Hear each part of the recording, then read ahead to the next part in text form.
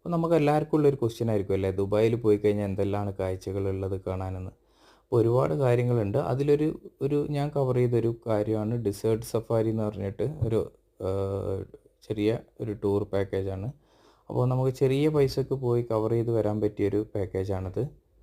അപ്പോൾ അത് നമുക്ക് പോവാം. അതിൻ്റെ കൂടെ തന്നെ അതിൻ്റെ ഏറ്റവും ബഡ്ജറ്റായ രീതിയിൽ നമുക്ക് ബസ്സിൽ പോകാൻ പറ്റും. അതുപോലെ തന്നെ വെഹിക്കിളിൽ പോവാം. അതുപോലെ 4x4 വെഹിക്കിളിൽ പോവാം.